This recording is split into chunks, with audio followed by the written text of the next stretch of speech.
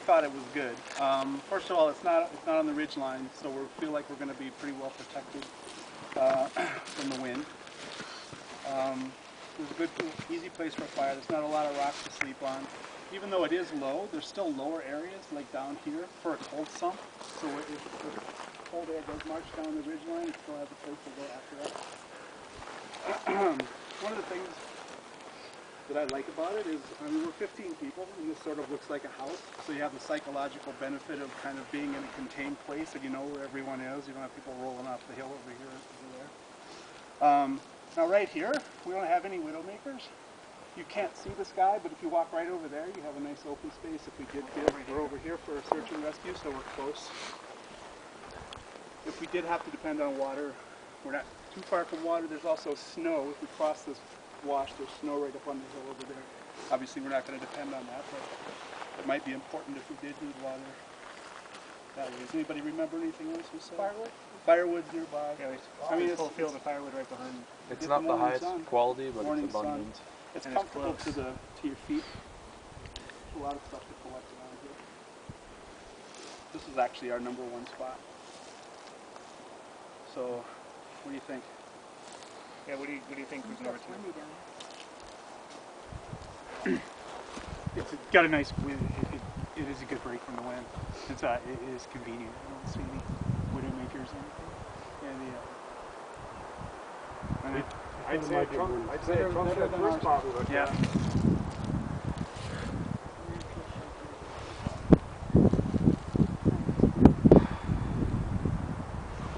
Any major cons that anyone can think of? We're just a little far away from the hill, so we will get the north wind.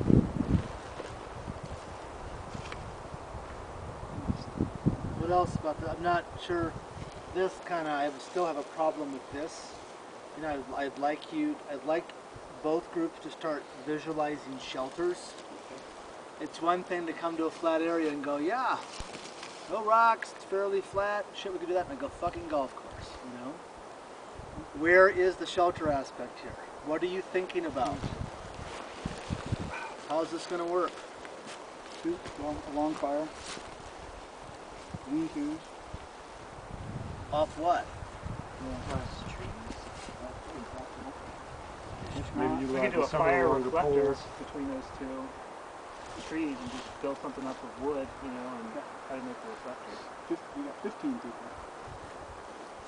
What we didn't talk about, and I don't want to spend any more than a minute or two, is I'm not going to let Mark or Matt do anything to help you. Okay? They're not going to gather firewood. They're not going to gather pine needles unless there's a push. Unless I change gears for some reason. Why am I doing that? And I'm sure someone's not going to do anything. They could be injured. Sit there and yell at you. They could be injured. They could be sick. They're not going to be with us on our day hike on bad. They're not going to be with us. Yeah, we're survivors. But you need to take care of them, potentially. They don't have sleeping bags out here. So the main reason is I want U12 to be responsible for the energy U12 put out. But if someone else wanders in camp, and yeah, I'm standing here too with no sleeping bag, but if you get a fire, typically how it's going to work is you're going to have someone watching that fire all night long, rotating. So even if you were 12 people without me or Matt and Mark, you'd need 11-person capacity maximum, because there's always fire watch. So you want to try to shield as many people as possible, and yet you don't want it to be too big, because there's no sense in heating up volume that's not necessary. So you want to kind of think like a squirrel, where the squirrel crawls in, turns around, wraps its tail around it, and calls itself good. But the squirrel doesn't have what we have.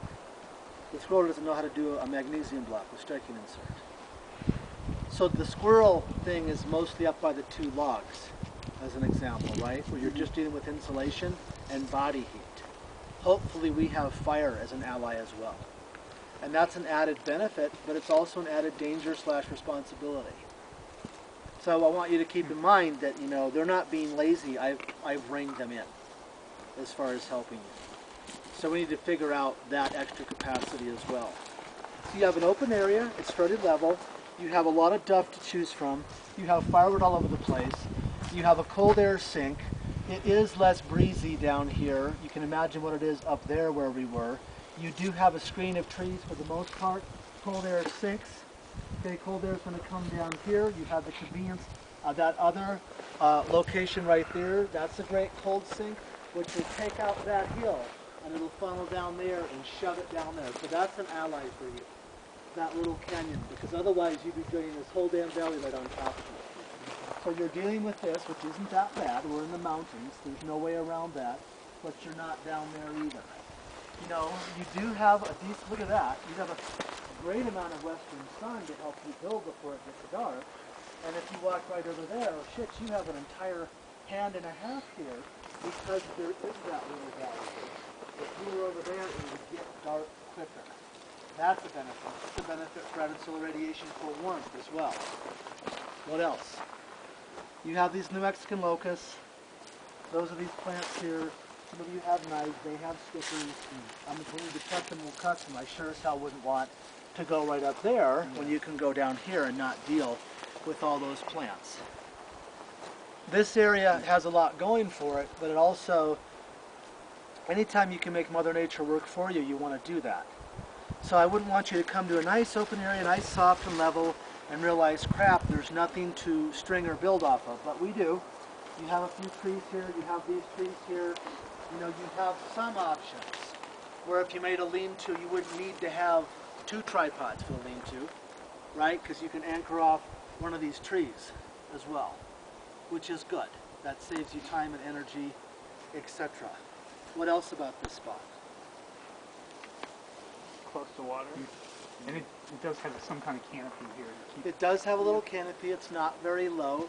There's no fire danger. But notice the canopies, when they're low enough to make a difference, you really wouldn't want to have a fire hydrant. See all the alligator junipers? The ponderosa pines are notorious for when they get of any stature to have all their vegetation on top. That's normal. So when you look around at the different canopies, you're probably, it's not hard to get better than this, but in a way it is because of the way the ponderosas grow. They could be thicker, they could be in a heavier concentration, but yeah, it's not like being out there. And you do have this nice spot for search and rescue to hit you as well. And you are sheltered in the valley a little bit.